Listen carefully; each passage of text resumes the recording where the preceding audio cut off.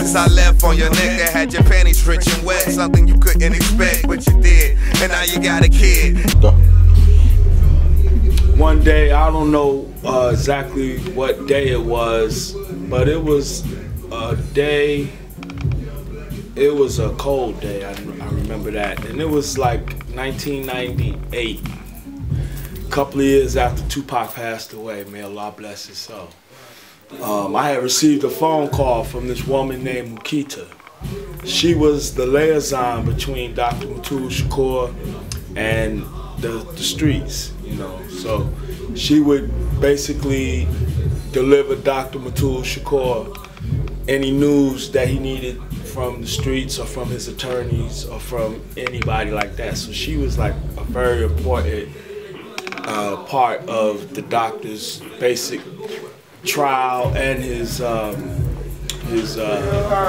whole case. Liaison is a person who acts as a go-between that operates between one particular entity to another entity. The liaison would be the person who operates between them.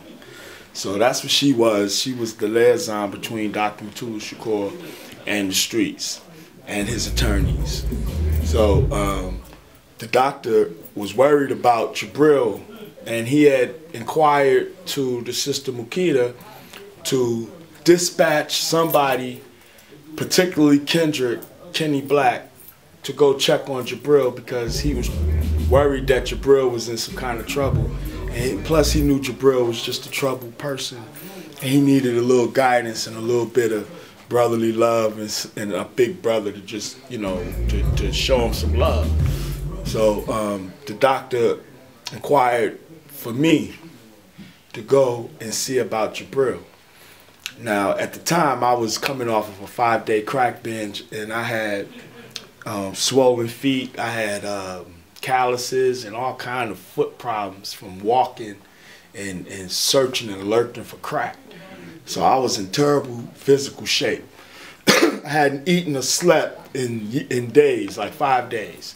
So I was terribly bankrupt, spiritually bankrupt, physically bankrupt, mentally bankrupt, and all other aspects I was bankrupt.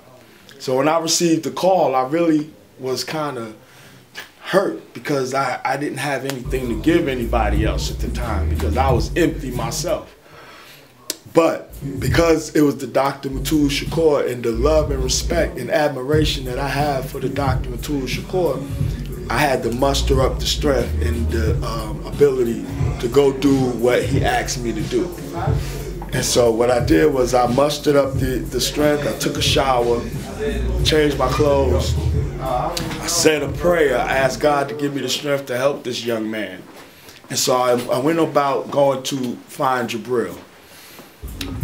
His roommates had told me that he was in this apartment complex in Atlanta, somewhere in Decatur.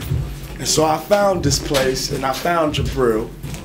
When I found Jabril, he was very troubled. He was very upset because he had gotten robbed and his wife was threatening to divorce him.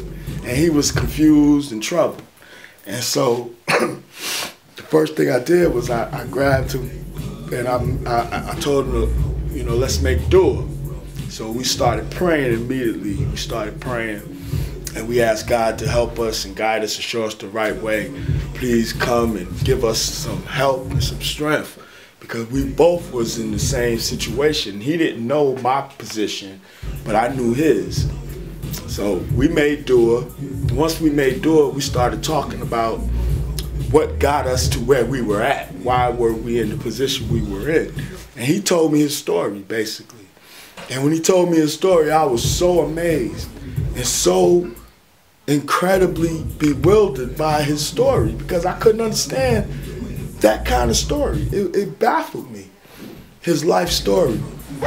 And so I immediately took a liking to him, and I felt like I wanted to help him, and I wanted to be his brother. I wanted to give him some hope because I felt as bankrupt as I was, he was more bankrupt than I was, and I felt like I had to do something and I had to muster up some ability.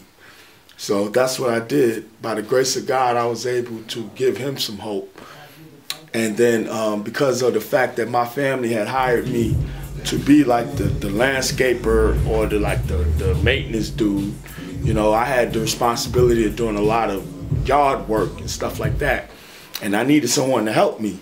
So at the time, when Jabril had, you know, got robbed, he lost all his money and all of that. I was like, look, don't worry, because God blessed me to be able to help you, because I can offer you a job. You can make your money back. You feel me? So, you know, right away, Jabril was like, okay, good.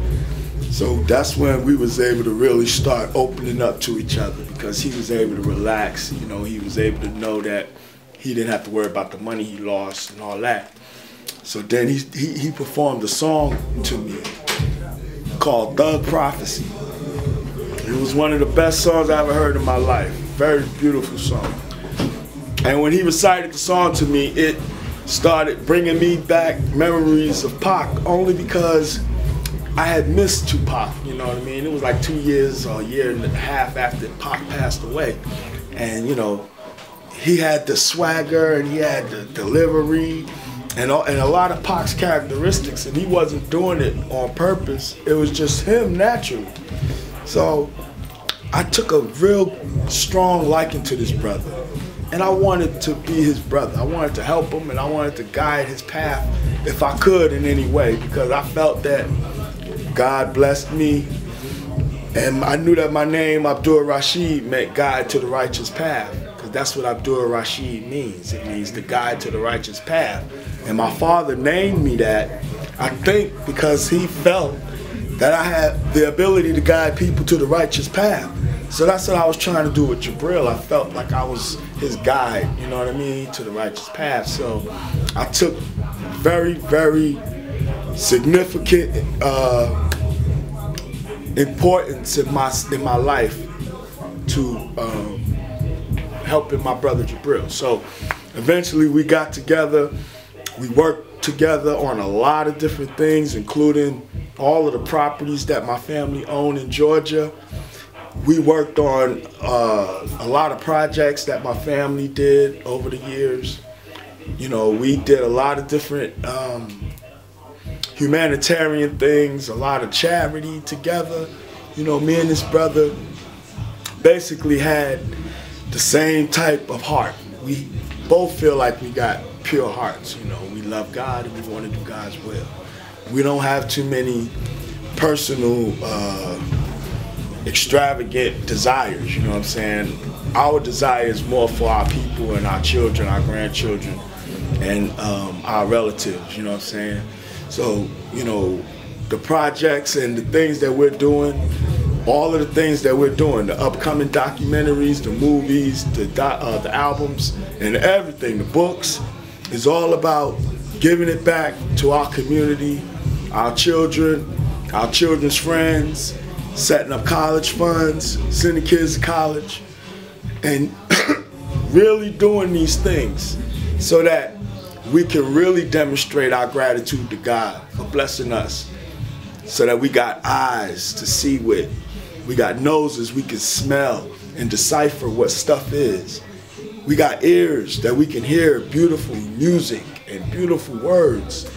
We got all these great, great things to be thankful for, yet we walk around here depressed. People jump off of bridges and buildings and shit every day. And they don't even stop to think of all of the things God gave them. They only think about what they don't have. And we want to change that. We want to demonstrate gratitude.